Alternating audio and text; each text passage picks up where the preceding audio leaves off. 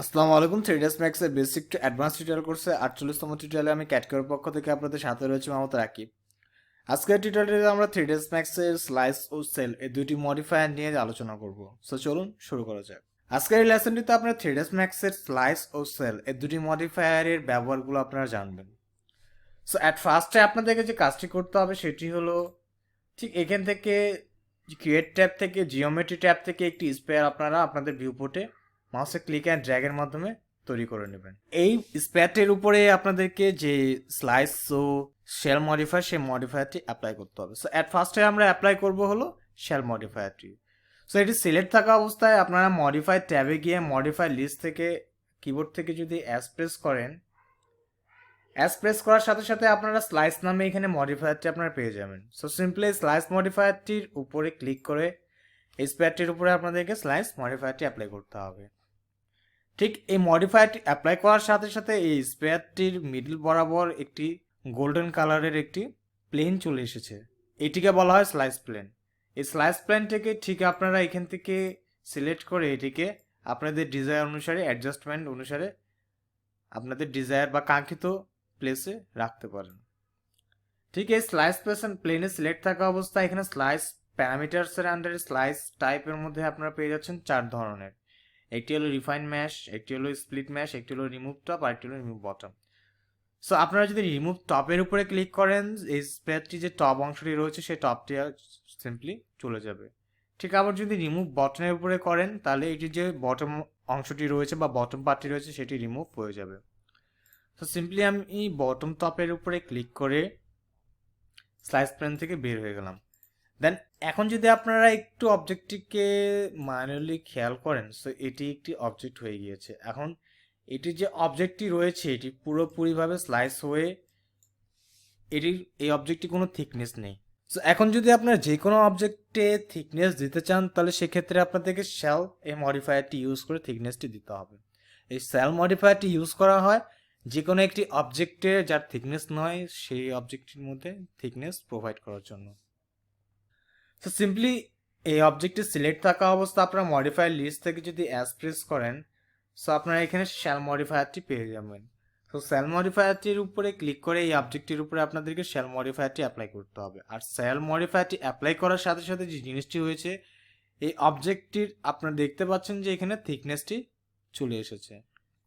ঠিক এখান থেকে প্যারামিটারসের আন্ডারে আপনারা এই যে শ্যাল যে মডিফায়ার যে থিকনেসটি সেই থিকনেসটি আপনারা চেঞ্জেস করতে পারেন। ঠিক এখান থেকে ইনার অ্যামাউন্ট বলা হচ্ছে এটির ভিতরের যে থিকনেসটি সে ভিতরেরটি। ঠিক আউটার অ্যামাউন্ট বলা হচ্ছে এটির বাইরের যে থিকনেসটি সেটি। আপনারা যদি আউটার অ্যামাউন্টটি বাড়ান তাহলে এটির বাইরের যে থিকনেসটি সেটি বৃদ্ধি পাবে, আর ইনার অ্যামাউন্টে যদি বাড়ান তাহলে ভিতরে এটির থিকনেসটি বৃদ্ধি পাবে।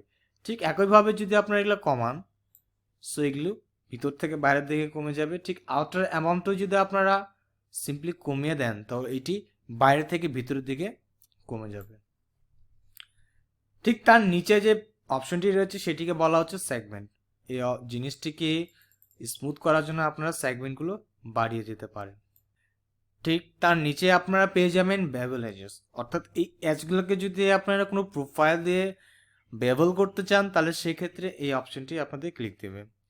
সো এই বেভেল এজেস করার জন্য আপনাদেরকে একটি স্প্লাইন ক্রিয়েট করে নিতে হবে। সো আপনারা যে কাজটি করবেন ঠিক শেপ থেকে গিয়ে লাইন নিয়ে এটি যে ক্রিয়েশন মেথডটি সেটি ইনিশিয়াল টাইপে রাখবেন স্মুথ, ড্র্যাগ টাইপে রাখবেন স্মুথ।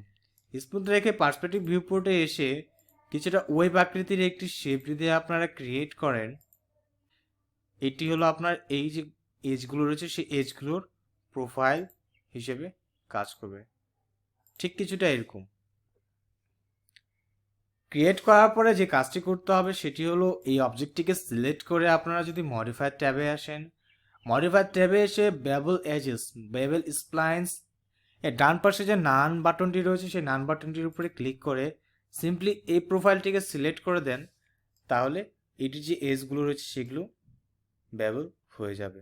সো ঠিক শ্যাল মডিফায়ারটি ইউজ করে যে কোনো একটি বস্তুকে আপনারা সেটির কাঙ্ক্ষিত থিকনেসটি দিতে পারেন। আর 3ds Max এর শ্যাল মডিফায়ারটি তৈরি করা হয়েছে যে অবজেক্টটি বা যে বস্তুটির কোনো থিকনেস নাই সেই বস্তুটিকে থিকনেস প্রদান করার জন্য।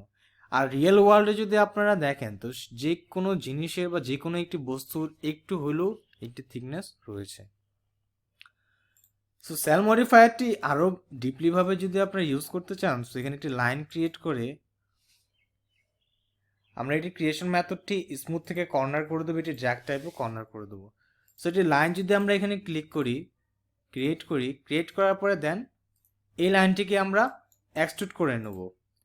এই লাইনটিকে আপনারা এক্সট্রুড করে এটির এক্সট্রুড অ্যামাউন্ট দেবেন।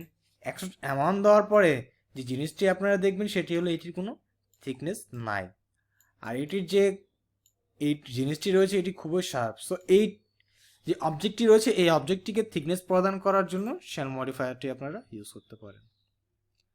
সো এখান থেকে সেম ওয়েতে আপনারা ইনার অ্যামাউন্টটি বাড়িয়ে দিতে পারেন, আবার এখান থেকে আপনারা আউটার অ্যামাউন্টটি বাড়িয়ে দিতে পারেন। So slice and sell modifier বিষয়ক আজকের এই লেসনটি এই পর্যন্তই। আর পরের লেসনগুলো দেখার আমন্ত্রণ জানিয়ে আমি আজকের মতন আপনাদের কাছ থেকে এখানে বিদায় নিচ্ছি। সেই পর্যন্ত আপনারা সকলেই ভালো থাকবেন, সুস্থ থাকবেন আর ক্যাটকোর সাথে থাকবেন। আসসালামু আলাইকুম।